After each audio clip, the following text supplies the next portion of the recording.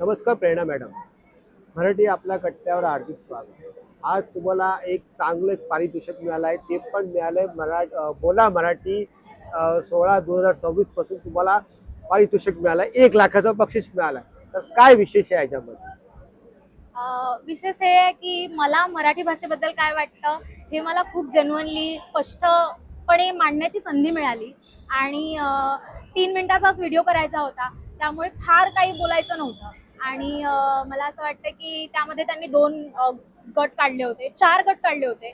म्हणून प्रत्येक वयोगटातल्या व्यक्तीला त्यांचं मत मांडण्याची संधी मिळाली. प्रत्येक वयोगटातल्या व्यक्तीला स्वतःला सिद्ध करण्याची संधी मिळाली. पण ह्या प्रोसेसमध्ये तुम्ही इन्व्हॉल्व कसे झाले? मला या स्पर्धेबद्दल एकंदरीतच इंस्टाग्रामवरून कळालं. इंस्टाग्रामच्या पोस्ट पाहिल्या, काही मित्रमंडळी होती, आत्पेष्ट होती, त्यांनी तू छान करशील असं म्हणून त्या रील्स शेअर केल्या. आणि मग नंतर अगदीच 1 दिवस बाकी होता तेव्हा मी माझा तो व्हिडिओ शेअर केला आणि पारितोषिकांची वगैरे काही एक्सपेक्टेशनच नव्हतं, पण थँक गॉड ते सगळं मिळालं. तुमचं हे अपेक्षित झालं, पारितोषिक तुम्हाला डिक्लेअर झालं, तेव्हा तुमचा आनंद कसा होता? त्या दिवशी रात्र झालेली खूपच आणि जेवून वगैरे सगळी कामं आटपून रात्री फेरफटका मारून वगैरे घरी आलो होतो आणि कुणीतरी मला ती पोस्ट शेअर केली होती ज्यात लिहिलं होतं प्रथम पारितोषिक प्रेरणा खेडेकर असं.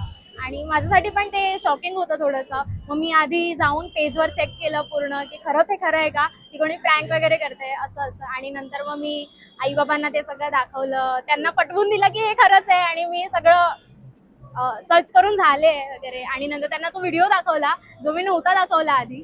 आणि मग आम्ही ते व्हिडिओ शेअर केले वगैरे असं सगळं झालं. आणि दुसऱ्या दिवशी स्वामींच्या मठात जाऊन त्यांना थँक्यू म्हणून आले. वा वा. त्या नावातच प्रेरणा आहे, तर तुम्ही यशस्वी तर होणारच. पण इथे एक पुढे गोष्ट म्हणजे याच्यामध्ये कळलं काय, तुम्ही जे कॉन्टेंटच्या भाषेत तुम्ही बोलताय, तर तुम्ही असं कुठला कॉन्टेंट केलं की जेणेकरून तुम्हाला बक्षीस मिळालं?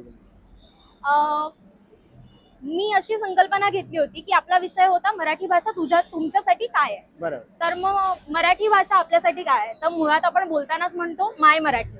तर मी मराठीला माझी आई समजून तिला पत्र लिहिलं होतं. आणि सुरुवातीला फार गोड गोड वाटणारे पत्र हळूहळू आपल्याला चिमटे काढायला सुरुवात करतं.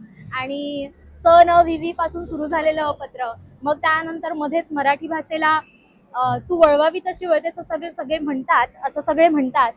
तू वळवावी तशी वळतेस असं सगळे म्हणतात, पण तुला तशी तडजोड करायला जमतेय का, असं थोडं संवेदनशील होऊन. त्यानंतर मला मराठी भाषिक भेटले की खूप छान वाटतं, पण आम्ही बोलण्याची सुरुवात 3ऱ्या भाषेतून करतो, असा एक हलकासा चिमटा काढणं, असं असं मी माझं लिखाणाचं स्वरूप ठेवलं होतं जे प्रत्येकाला आवडेल असं.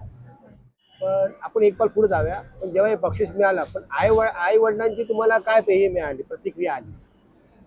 जेव्हा मी त्यांना या बक्षिसाबद्दल सांगितलं, त्यांना ते आधी खरंच नाही वाटलं, कारण 1,00,000चं बक्षीस पचवायला थोडं अवघड आहे.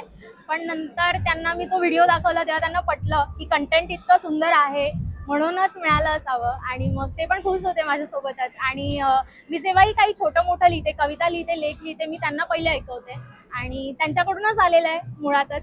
ते लिहितात म्हणून मला लिहायची संधी मिळते, प्रेरणा मिळते. आणि मग म्हणूनच आपण लहानपणी जे काही शिकतो शिकतो शिकतो त्यातून आपण पुढे आणखी प्रगल्भ होत जातो.